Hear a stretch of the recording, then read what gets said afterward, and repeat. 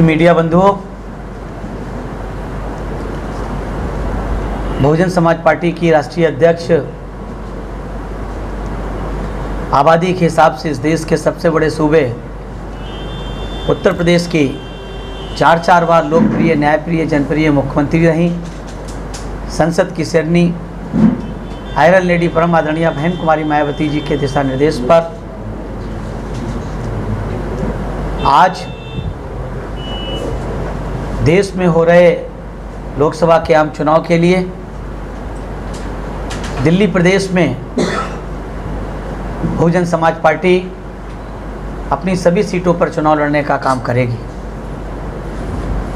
जैसा कि आप सब लोगों को विदित है, बहुजन समाज पार्टी की राष्ट्रीय अध्यक्ष और बहुजन समाज पार्टी के नेशनल कोऑर्डिनेटर श्री आकाश आनंद जी न सिर्फ उत्तर प्रदेश बल्कि देश के तमाम राज्यों में बहुजन समाज पार्टी के समर्थन प्रत्याशियों के समर्थन में जनसभाओं को संबोधित कर रहे हैं और बड़े पैमाने पर माननीय बहन जी की जनसभाओं को, माननीय आकाश आनंद जी की जनसभाओं को विशाल जन समर्थन मिल रहा है। खास तौर से युवाओं का बड़े पैमाने पे उनको समर्थन मिल रहा है।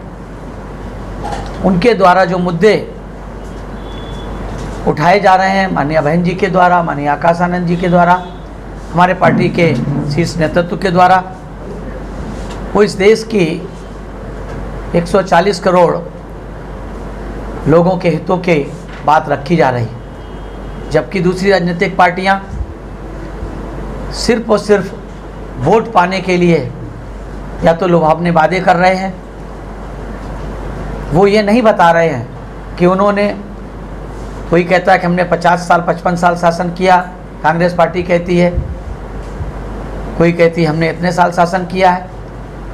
वो अपने 55 साल का किए गए कार्यों का विवरण नहीं दे रहे, ये अपने 10 साल और पिछली सरकारों का शासन का विवरण नहीं दे रहे हैं, बल्कि जनता को भरमाने के लिए वो अगले 2047 की बात जनता से करते हैं। और किस स्तर पर दोनों पार्टियां अपने अपने उनके नेता लोग अपनी बात करने में करते हैं, वहीं दूसरी तरफ आदरणीय बहन जी अपने चुनावी जनसभाओं को संबोधित करते हुए अपनी चारों बार की सरकारों में की गई विकास की बातों को, इस देश के बहुजन समाज के साथ साथ सर्व समाज के गरीब शोषित लोगों के हक और हकूक़ की बात करती हैं। उसी क्रम में बहुजन समाज पार्टी यहाँ पर दिल्ली प्रदेश, जो राष्ट्रीय राजधानी क्षेत्र दिल्ली है, उसमें सभी 7 सीटों पर चुनाव लड़ेगी, जिसमें आज हम अपने प्रदेश के प्रदेश अध्यक्ष और प्रदेश प्रभारी सुजीत सम्राट, एडवोकेट सुजीत सम्राट जी, प्रदेश प्रभारी स्वदेश आर्य जी, उपाध्यक्ष भाई सतीश चौधरी जी, सब लोगों की आम सहमति के साथ प्रदेश के ज़िले के, प्रदेश के जो जोन क्षेत्र हमारा बटा, उनके सभी सम्मानित पदाधिकारियों की आम सहमति के बाद 7 में से 6 लोकसभा सीटें आज हम लोग घोषित करने जा रहे हैं और 1 लोकसभा सीट 1 से 2 दिन में, क्योंकि वहाँ पे कंपटीशन थोड़ा टफ था, इसलिए 1-2 दिन में आप लोगों को घोषित करके बता दी जाएगी। उस क्रम में जो लोकसभा का क्रम संख्या दिल्ली प्रदेश का है, 1 नंबर चांदनी चौक लोकसभा क्षेत्र से एडवोकेट अब्दुल कलाम आज़ाद जी, जो अल्पसंख्यक समाज से ताल्लुक़ रखते हैं। लोकसभा क्रमांक संख्या 2 उत्तर पूर्वी दिल्ली लोकसभा क्षेत्र में बहुत ही पढ़े लिखे पार्टी के समर्पित साथी डॉक्टर अशोक कुमार जी। लोकसभा क्रम संख्या 3 पूर्वी दिल्ली लोकसभा क्षेत्र से पिछड़ी जात से ताल्लुक़ रखने वाले एडवोकेट राजेंद्र कुमार पाल जी। नई दिल्ली लोकसभा क्षेत्र क्रम संख्या 4 से एडवोकेट सत्यप्रकाश गौतम जी। उत्तर पश्चिमी दिल्ली लोकसभा क्षेत्र 5 नंबर से श्री विजय बौद्ध जी और पश्चिमी दिल्ली लोकसभा क्षेत्र लोकसभा क्रम संख्या 6 से श्रीमती विशाखा आनंद जी। इस तरह से 6 प्रत्याशियों को आउट ऑफ 7 6 में से आज की हम लोगों ने सर्वसम्मत के साथ घोषित करने का काम किया। उसकी कॉपी आप लोगों को मिल जाएगी और मैं आशा और विश्वास रखता हूं कि आप लोग जिस तरह से बहुजन समाज पार्टी को सहयोग देते रहे हैं, आप लोग एक बार पुनः सहयोग देंगे। इन सबको शब्दों के साथ मैं अपनी बात समाप्त करता हूं। जय भीम। आप लोगों को कुछ पूछना हो तो पूछ सकते हैं। श्रीमती बोला मैंने यार। क्षेत्र से एडवोकेट अब्दुल कलाम आज़ाद जी। उत्तर पूर्वी दिल्ली से डॉक्टर अशोक कुमार जी। पूर्वी दिल्ली लोकसभा क्षेत्र से एडवोकेट राजेंद्र कुमार पाल जी। नई दिल्ली लोकसभा क्षेत्र से एडवोकेट सत्यप्रकाश गौतम जी। उत्तर पश्चिमी दिल्ली से श्री विजय बौद्ध जी। पश्चिमी दिल्ली लोकसभा क्षेत्र से श्रीमती विशाखा आनंद जी।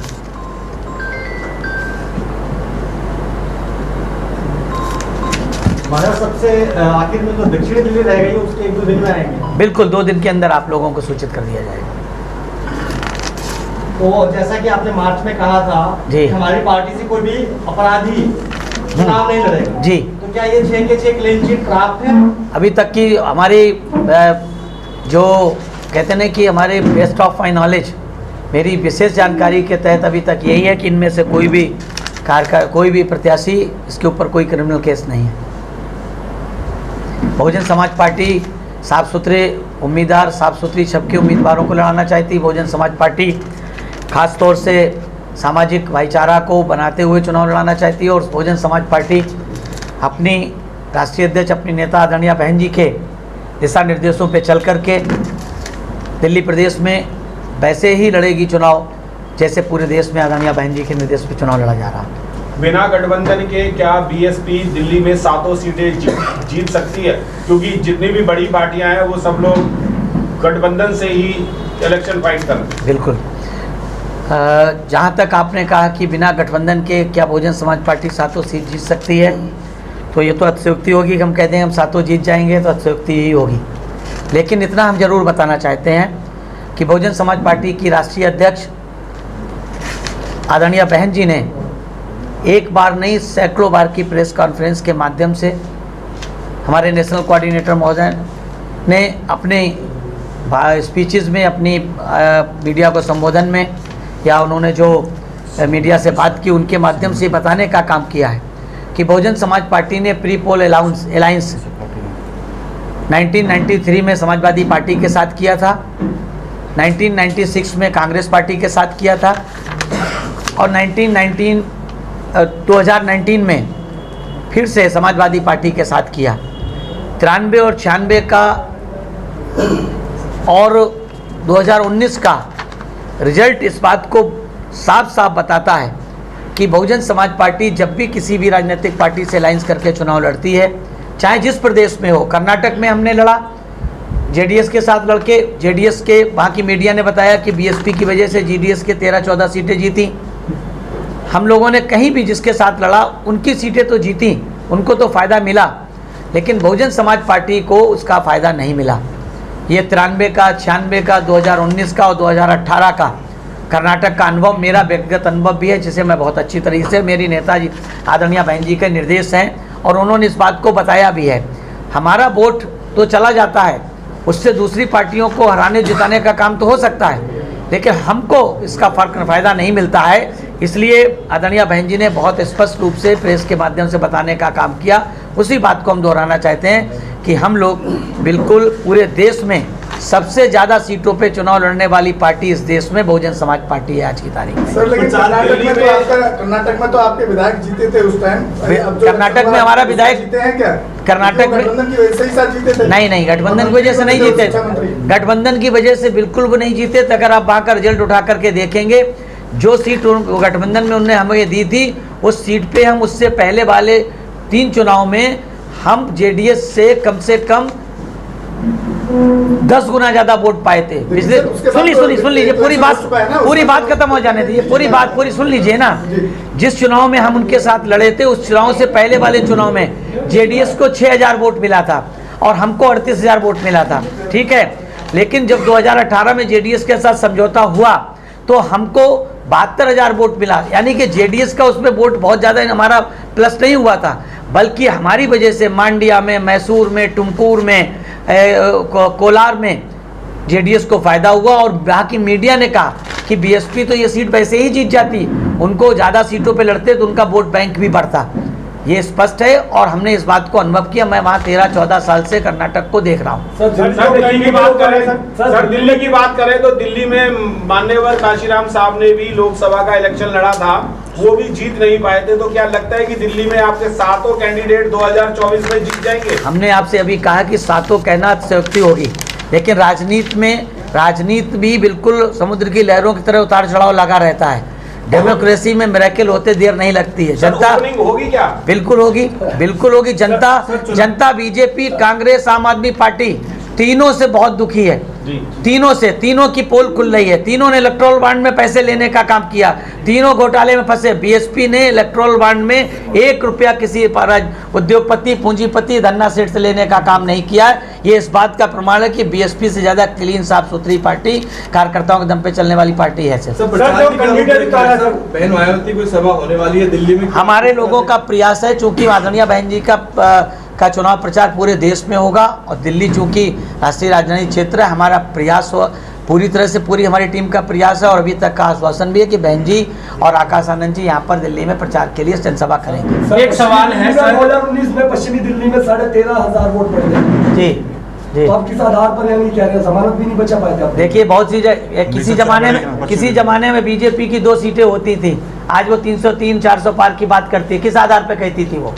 आधार कोई होता राजनीति में कोई आधार नहीं होता है। जनता जिस कांग्रेस को लोग कहते थे कि कांग्रेस से कुत्ता भी खड़ा होता है वो भी जीत जाता है, वही कांग्रेस 77 में जनता ने बिना कहे सबको हरा के कांग्रेस को वापस भेज दिया था और वही कांग्रेस 80 में पलटवार करके थम्पिंग मेजॉरिटी में वापस आ गई। तो राजनीति में ये कहना असंभव है कि हमारा पिछला क्या था और आगे क्या होगा। एक सवाल है, भ्रष्टाचारी बनिया नेता केजरीवाल है जिसने बसपा का वोट छीन लिया और आज कांग्रेस के साथ गठबंधन में चुनाव लड़ रहा है। देखिए, आप बसपा का वोट समझते हैं कि बसपा अपना वोट बैंक वापस ले पाएगी? बिल्कुल। देखिए, बहुजन समाज पार्टी का वोट कोई छीन नहीं सकता। बहुजन समाज पार्टी के हमारे मतदाताओं को गुमराह करके वोट चला गया था और उस गुमराहियत को रोकने का काम बहुजन समाज पार्टी के ईमानदार और निष्ठावान कार्यकर्ताओं की जिम्मेदारी है। और पिछले साल जब से इस झटका, मतलब जिस तरह से वोट परसेंटेज हमारा घटा, हमारे कार्यकर्ताओं ने मेहनत के साथ लोगों को समझाने और उसका काम कैडर लेकर के करने का काम किया है। हमें पूरी उम्मीद नहीं, 100% का भरोसा है कि हमारा वोट फिर से लौट करके वापस आए। अशोक जी, एक सवाल है मेरा। दिल्ली प्रदेश कमेटी जो कमजोर है, उसी तरह मीडिया सेल भी कमजोर है, कैसे लड़ पाएंगे चुनाव? ये आपने कैसे कहा दिल्ली में प्रदेश कमेटी कमजोर है हमारी? कैसे कह रहे हैं आप? किस आधार पे कह रहे हैं? कई चुनाव हम देख चुके हैं, इसी तरह आज देखिए, हमने आपसे क्या कई चुनाव, आपकी प्रेस कॉन्फ्रेंस को कवर करने में कोई नहीं आया। देखिए, नेशनल मीडिया आपको पता है, नेशनल मीडिया हमको क्या कर, नेशनल मीडिया तो जिसे लोग यहाँ के मानते हैं विपक्ष का सबसे बड़ा नेता राहुल गांधी, उनको तक कवर करने नहीं जाती, तो हमारे क्या कवर करने आई? अशोक जी, नेशनल मीडिया अच्छी तरह जानते हैं किसको कवर करती है, आपको पता है, इसलिए उसको कहना चाहिए। सबसे बड़ा सवाल ये है, मीडिया पर कोई सवाल इसलिए नहीं उठाना चाहते हैं क्योंकि मीडिया, आप लोग जानते हैं कि मीडिया एक चौथा स्तंभ होती है। ईमानदारी से अगर काम करे तो देश में सत्ता परिवर्तन बहुत बड़ा आसानी होती है। अशोक जी, एक सबसे बड़ा सवाल है कि देश की सबसे बड़ी 3रे नंबर की जो पार्टी है बहुजन समाज पार्टी, उसने दिल्ली में सीट बंटवारे में इतना लेट क्यों किया? क्योंकि जब सभी पार्टी के जो कैंडिडेट हैं सभी प्रचार में मैदान में उतर चुके हैं, हाँ। और आप पीछे से क्यों आ रहे हैं? क्योंकि कैसे फाइट में आप बड़ी विडंबना है प्रश्न की। लोग कहते हैं पहले बीएसपी डिक्लेयर कर दी है, तो बीएसपी बड़ी जल्दी डिक्लेयर कर देती है और देखती भी नहीं किसके क्या करती है। और बीएसपी सोच समझ के कार्यकर्ताओं की मंशा जान करके डिक्लेयर कर रही है आसानी से कि मजबूत हो प्रत्याशी और ना बैठने वाला, ना बिकने वाला, अच्छा चुनाव लड़ने वाला प्रत्याशी हो। तब आप कह रहे हैं देर से क्यों कर रही? प्रचार का टाइम नहीं बचा ना ज़्यादा। देखिए, बहुजन समाज पार्टी पूरे साल प्रचार करती है। बहुजन समाज पार्टी छोटी छोटी मीटिंगों के माध्यम से, कैडर के माध्यम से प्रचार करती रहती है। सिर्फ ये बताने का काम करती है कि हमारा चुनाव निशान हाथी है और उसका झंडा नीला है, तो नीला झंडा हाथी निशान बताने का काम पूरे 5 साल करती है।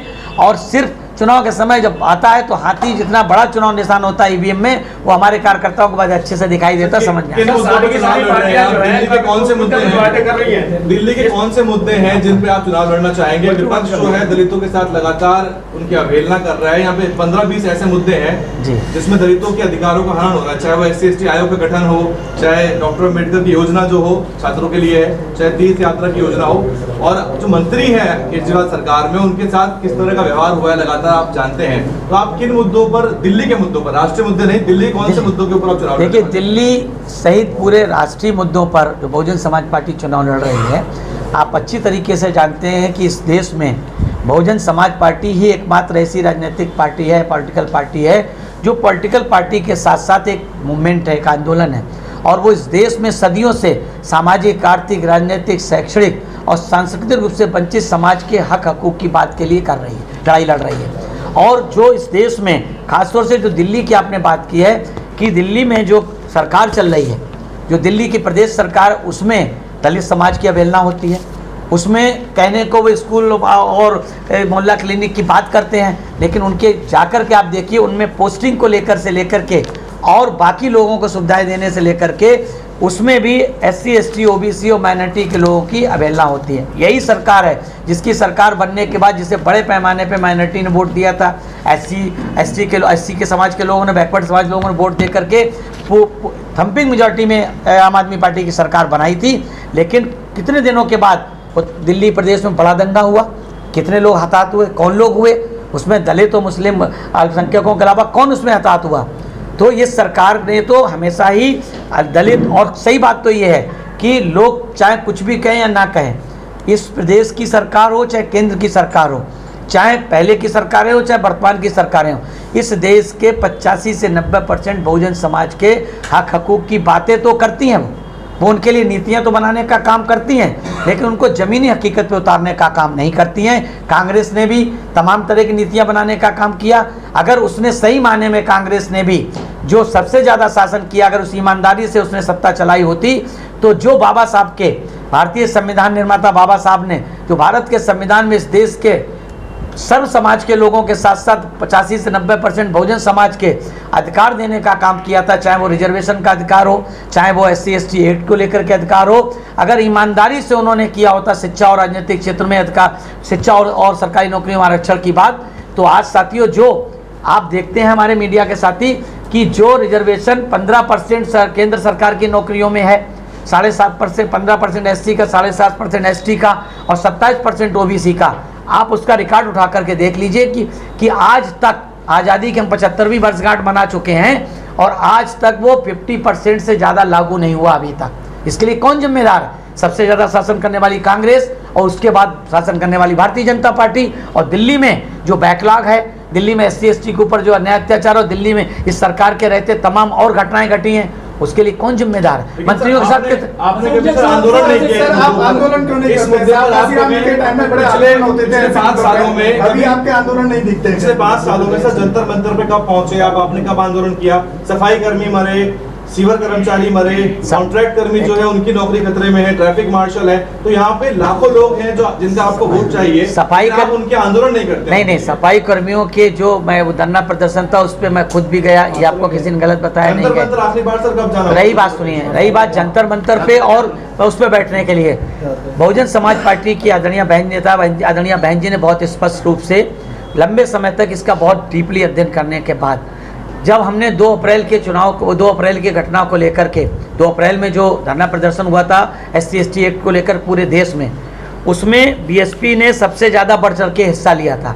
और पूरे देश का इतिहास उठाकर देख लीजिए, कश्मीर से लेकर कन्याकुमारी तक का, वहाँ पे, या फिर आप इधर पोरबंदर से लेके और बंगाल तक का उठा के देख लें इतिहास आपके, तो मैं आपको एक बात बताना चाहता हूँ, सबसे ज़्यादा उस पर एट्रोसिटी जो उनके ऊपर हुई है, एक केस लगे हैं वो SC ST BSP के वर्कर्स के ऊपर लगे हैं खास तौर से। धरना प्रदर्शन तो सब लोगों ने उसमें सहयोग किया था, लेकिन सबसे ज़्यादा उत्तर प्रदेश में देख लीजिए, चाहे जहाँ सब बहुजन समाज पार्टी के कार्यकर्ताओं को मध्य प्रदेश में, राजस्थान में, कर्नाटका में, तमिलनाडु में, हम जहाँ, मैं तो कम से कम बंगाल में सबसे ज़्यादा किस पे धरना प्रदर्शन में केस लगे, बहुजन समाज पार्टी के कार्यकर्ताओं पे। तो मैं आपको बताना चाहता हूँ, सुन लीजिए, पूरी बात खत्म हो जाए कहिएगा।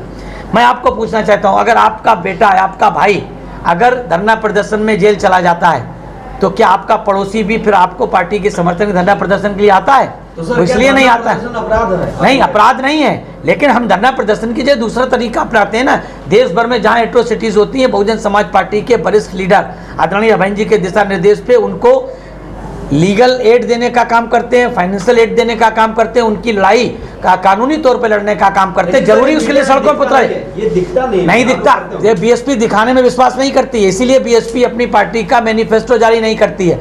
मैनिफेस्टो झूठा होता है, ये सब दिखाने वाले झूठे होते हैं। बहुजन समाज पार्टी समाज के हित में खड़ी रहती है, उनके लिए लड़ाई लड़ती है और लड़ने का ही काम। आप एक बात बताइए, हाथरस कांड के लिए तमाम नाटक नौटंकी हुई, उनकी लड़ाई किसने लड़ी? सबसे ज़्यादा BSP ने लड़ने का काम किया, सबसे ज़्यादा BSP ने। राजस्थान में झगड़ा, राजस्थान में उस बच्चे को स्कूल में पानी पीने के पीछे मारा गया, उसके बाद वो बेचारा मर गया, उसके लिए लड़ाई किसने करी? आर्थिक सहायता किसने की? लोग बड़े बड़े तमाशा करने गए, बड़ी बड़ी भीड़ लेके गए, लेकिन उसकी मदद करने का काम नहीं किया। बल्कि उस धरना प्रदर्शन, उस आंदोलन की वजह से जो लोग जेल चले गए, हमारे कार्यकर्ता, दलित समाज के लोग, पिछड़े समाज के लोग, उनके घर वालों को पूछने नहीं गए ये लोग धरना प्रदर्शन कराने वाले। लेकिन मैं यहाँ पर ही आपको रोकना चाहूंगा, दिल्ली के अंदर 9 साल की लड़की के साथ बलात्कार किया गया, लेकिन पार्टी के लोग वहां पर गए, लेकिन उस पर पूरी तरह से नहीं करी। लेकिन हमारी पार्टी की तरफ से हमारे प्रदेश के प्रभारी खुद स्वदेश आर्या जी भांजी के निर्देश पे पीछे गए थे। आपको लगता है क्योंकि हम लोग मीडिया में बहुत ज्यादा इसको नहीं करते हैं, इसलिए लगता है। सवाल मेरा आपसे है, दिल्ली की जनता फ्री बिजली पानी राशन पर वोट देती है, गरीब गुरबा वोटर है BSP का। हाँ। आप उसके लिए क्या खास लेकर आए कि वोटर आपकी तरफ आए? लगता है आपने बहन जी की प्रेस कॉन्फ्रेंसेज, बहन जी की स्पीचेस और चीजें नहीं सुनी है आपने। अगर ये सुनी होती, अरे दिल्ली नहीं पूरे देश की बात करिए, दिल्ली हमारा थोड़ी अकेले है, पूरा देश। बहन जी ने क्या कहा है, हम लोगों को फ्री दे करके उन्हें लाचार नहीं बनाना चाहते, उन्हें गुलाम नहीं बनाना चाहते, हम उन्हें उनके पैरों पर खड़ा करना चाहते हैं। बहन जी ने उत्तर प्रदेश में करके दिखाया है। उत्तर प्रदेश में चारों बार की सरकार में आप विशेष तौर से, चाहे 2002 की सरकार देख लीजिए, 2007 की सरकार लीजिए, लाखों की संख्या में नौकरी देने का काम किया, उनको लाचार नहीं बनाने का काम किया, उनको 2 कमरे के पक्के मकान देने की शुरुआत इस देश में किसी भी मुख्यमंत्री ने की है तो बहुजन समाज पार्टी की राष्ट्रीय अध्यक्ष आदरणीय बहन जी ने की। सुन लीजिए, अरे सुन लीजिए, पूरी बात सुनिए फिर बताइएगा, आपका जवाब भी दे देंगे। दूसरी बात, उत्तर प्रदेश पहली बार, जो अभी 1 लाख की बात कर रहे हैं ना कांग्रेस वाले कि 1 लाख कितनी महिला मुखिया को या परिवार महिला को 1 लाख देने का, बहन जी 2007 से 12 की सरकार में 2008 में अपने जन्मदिन पे गरीब के घर में पैदा हुई बेटी को उन्होंने ये नहीं देखा था कौन गरीब है, किस जात धर्म मजहब का गरीब है, उन्होंने सिर्फ गरीब की बेटी पैदा हुई तो कलेक्टर बाकायदा अपने रिप्रेजेंटेटिव को भेज के उसको 1 लाख का सर्टिफिकेट देता था कि जब 18 साल की होगी तो उसे 1 लाख रुपया मिलेगा। तो लखपति बनाने का काम इस देश में अगर किसी ने किया है, सबसे पहले किसी गरीब की बेटी को, तो बहुजन समाज पार्टी ने किया। सर, एक अभी मैं बुलंदशहर की घटना आपको शेयर कर रहा हूँ जी। बुलंदशहर में गिरीश जाटव इलेक्शन लड़ रहे हैं जी। वहाँ पर भाजपा के कुछ जो अपना शेड्यूल कास्ट बाहुल क्षेत्र था कोई गाँव, वहाँ पर वो उनको फोर्स कर रहे थे कि आप उसको समर्थन करिए बीजेपी को। तो वहाँ एक लड़के ने सीधा उनको साफ मना कर दिया और उस लड़के को भाजपा के गुंडों द्वारा, क्रिमिनल लोगों द्वारा बदतमीजी की गई, उसका सर फूट दिया गया। गिरीश जाटव की अभी तक मुलाकात नहीं हो पाई है। ऐसे कैंडिडेट साथ में हमारे समाज के लोग कब तक? चलिए, मेरे संज्ञान में नहीं, आपने मेरे संज्ञान में डाला, मैं आज ही बात करता हूँ। अभी मेरे से हेल्प मांग रहे हैं, आज मुझे नंबर दे दीजिए अभी इसका, मुझे मैं उसको बात करूंगा और मैं बात करके वहाँ के जो लोग हैं उनको बता दें। रविदास मंदिर आंदोलन ऐतिहासिक, मैं खुद गया था 3 बार भाई, मैं खुद 3 बार गया, हमारे डीएनए ने कवर किया था, पता करिए डीएनए ने कवर किया था। यहाँ पे जो संविधान में अधिकार है, अगर सारी पार्टियां संगठन ये बोलते कि भाई केस दर्ज होगा, प्रोटेस्ट नहीं होगा। हम सारी पार्टियों की बात नहीं कर रहे। हाँ नहीं, लोकतंत्र की बात से लोकतंत्र कैसे खत्म हो जाए? देखिए, हम प्रोटेस्ट को मना नहीं कर रहे हैं। हम प्रोटेस्ट में अपने लोगों को इसलिए नहीं झोंकना चाहते हैं कि हमारी पार्टी के ऊपर सबसे ज़्यादा, चाहे कांग्रेस हो, चाहे बीजेपी हो, चाहे आम आदमी पार्टी हो, अगर शांतिपूर्वक धरना देंगे सर। अरे शांतिपूर्वक में भी भाई हमारे लोग 2 अप्रैल को शांतिपूर्वक ही धरना दे रहे थे। कहाँ झगड़ा कर रहे थे वो? उन पर झगड़े का तो आरोप लगाया गया भाई। लेकिन फिर सर इसका सॉल्यूशन क्या है? इसका सलूशन सत्ता प्राप्ति, इसका सलूशन बाबा साहब ने, इसका सुन ली सलूशन इसका सलूशन भारत के संविधान निर्माता, दुनिया के महानतम विद्वान, राष्ट्र रत्न कहना चाहिए ना, विश्व रत्न बाबा साहब डॉक्टर भीमराव अम्बेडकर ने भारत के संविधान बनाने के साथ साथ उसमें बराबर के वोट का अधिकार दिया और ये कहा कि political power is master key with which we can open any law either social, economical और कल्चरल। आप सत्ता की राजनीतिक गुरकिल्ली को प्राप्त कर लीजिए, इन सारी चीज़ों का सलूशन हो जाएगा। उत्तर प्रदेश में हमारी 4 बार की सरकार देख लीजिए, 1.5 लाख गुंडे, 1,45,000 गुंडों माफियाओं को जेल भेजने का काम बहन जी ने किया था। 4 बार की सरकार में कभी भी सांप्रदायिक दंगा नहीं हुआ उत्तर प्रदेश में, सबकी सरकारों में हुआ, उत्तर प्रदेश सहित तमाम राज्यों में हुआ। सिर्फ और सिर्फ सत्ता प्राप्ति इसका सिर्फ सलूशन है। सर, नगीना में जिस तरह से असामाजिक तत्वों ने पट्टा पहनाया था जबरदस्ती, दिल्ली में कैसे रोकोगे? देखिए दिल्ली में, देखिए हम लोग रोकने में सब चीज, सर काम बहुजन समाज पार्टी का कार्यकर्ता हर कार्यक्रम हर काम में सक्षम है। कुछ लोग अरे सब हर कार्यक्रम पूरे देश में सक्षम है। हम लोग सिर्फ और सिर्फ बहन जी के दिशा निर्देश पर शांतिपूर्वक अपने चुनाव को संकल्प से संपन्न कराना चाहते हैं। लोग चाहते हैं कि विवाद हो ताकि बहुजन समाज पार्टी का नुकसान हो। जी, चुनावी माहौल में हर पार्टी जो है कुछ ना कुछ वायदे कर रही है, आपकी तरफ से क्या वायदे? हमारी हमने क्या कहा कि बहुजन समाज पार्टी इसीलिए मैनिफेस्टो जारी नहीं करती है। बहुजन समाज पार्टी वादों में विश्वास नहीं करती है। बहुजन समाज पार्टी करके दिखाने में विश्वास रखती है।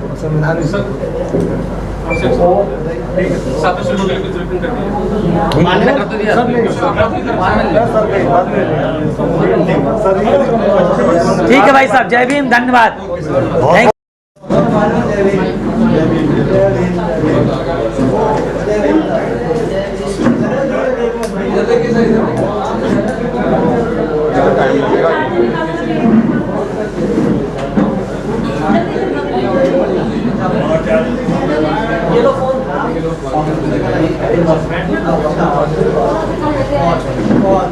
दक्षिण दिल्ली से सुनो, बड़े तक एक पीछे चेयर ले ले, निशा को यहाँ बैठा दे, फोटो किसी रहेगी।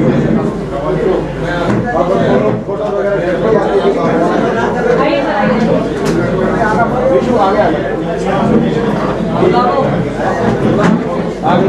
आगे आ जल्दी।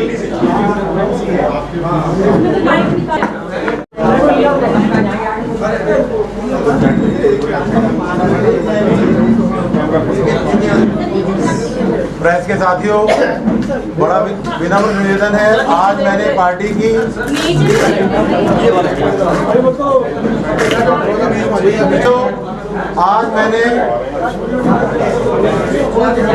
बहन मायावती जी की पार्टी और बहुजन समाज की पार्टी का दामन थामा है। मैं आज से पहले राष्ट्रीय जनता दल का उपाध्यक्ष था, दिल्ली का प्रभारी था, उसके अलावा राष्ट्रीय प्रवक्ता भी था पार्टी का। आपने मुझे कई बार टीवी पे देखा होगा।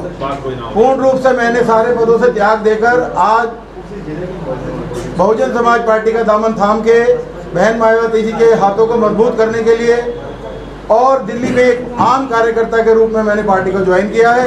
आगे मुझे क्या आशीर्वाद मिलेगा ये पार्टी के ऊपर तय है। थैंक यू, धन्यवाद।